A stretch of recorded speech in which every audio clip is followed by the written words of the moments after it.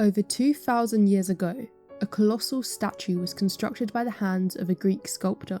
It was so tall that it barely fit inside the temple built to contain it. This was the statue of Zeus at Olympia, one of the 7 wonders of the ancient world. Writers at the time said it stood around 41 feet tall, filling an entire chamber at the Temple of Zeus, in the same sacred city where the original Olympic Games were held. Worshippers who entered the temple were so awestruck by the statue that they didn't just feel as if they were looking up at a work of art, but that they were directly confronting Zeus himself. Today, nothing remains of this mysterious statue. It was one of the most famous marvels of sculpture in the ancient world, but it vanished, completely lost to history. Artists through the years have painted and sketched their own renditions of what they think the work may have looked like, based on accounts from the time, but nothing remains of the original.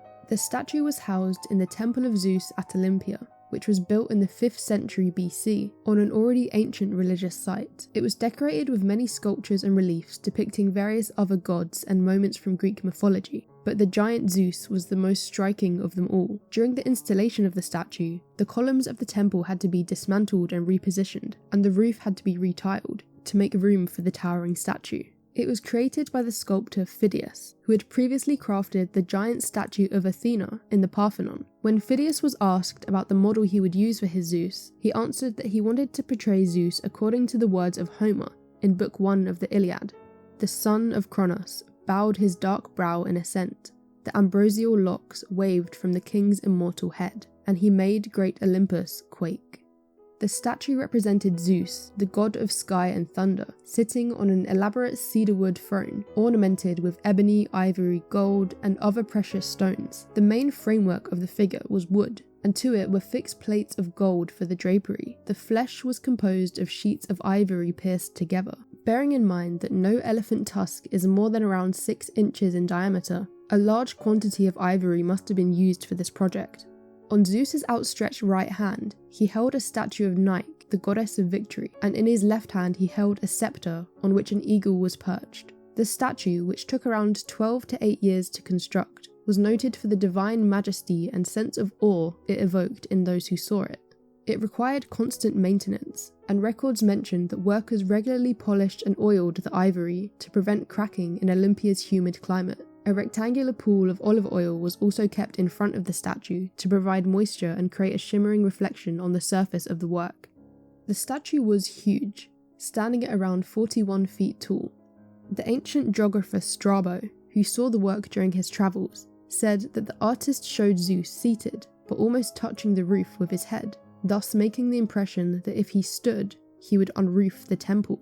A ringstone from the Roman period thought to depict the statue also shows Zeus taking up almost the entire space of the building, his head literally touching the roof. To put this into perspective, this is a photograph of the American archaeologist Paul Rehak standing next to one of the statues of Apollo, which decorated the pediment on the roof of the temple. This statue of Apollo, despite the fact that it towers above a person, was tiny in comparison to the colossal Zeus housed inside the temple. The finished monument was so striking that many worshippers would treat it not as a stand-in for Zeus, but as a direct manifestation of the god himself. It's also alleged that Zeus approved of Phidias' work. According to an ancient story, it said that when the statue was finished, its sculptor Phidias prayed to the god to show a sign whether the work was to his liking. Immediately, the legend says, a thunderbolt hit the ground on that exact part of the floor. Pliny the Elder, the famed Roman author and naturalist, called it a work of art which no one ever equalled. Dio Chrysostom, a Greek philosopher, claimed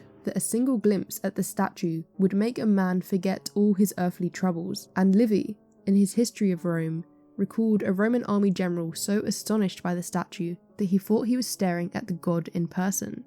But despite its impact on the ancient world, the fate of the statue is also shrouded in mystery.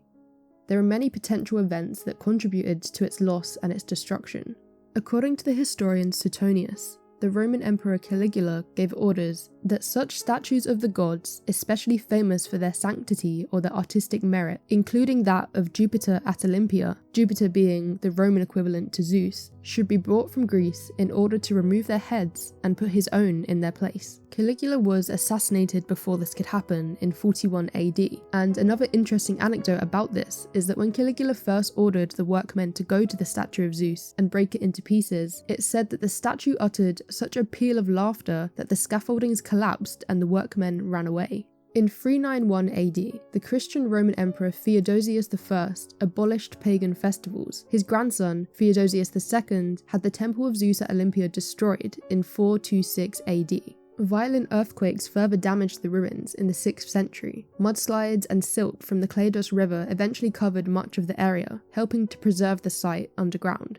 The ruins lay beneath the earth untouched until the 19th century, when a series of excavations began, inspired by an awakening interest in the origins of European civilization, and particularly in the remains of Greek antiquity. Excavators found hundreds of fragments of marble, different figures from the temple and its decorative reliefs and statues. In the 1950s, the excavators also uncovered Phidias' workshop, including tools, ivory, and a cup inscribed with Phidias' name, which confirmed the location of his workshop near the site of the temple. But nothing of the colossal statue of Zeus was found. It's strange that no physical evidence of the statue seems to exist at all. Some have speculated that the statue was perhaps removed from the temple before its destruction. The 11th century Byzantine historian Georgius Kadrenos claims that it may have been carried off to Constantinople, where it was destroyed in the Great Fire at the Palace of Lausus, but the ultimate fate of the statue is still unknown. Descriptions of the mysterious statue of Zeus have influenced many artists throughout history, and the iconography of the seated ruler became a standard for representing figures of authority in art.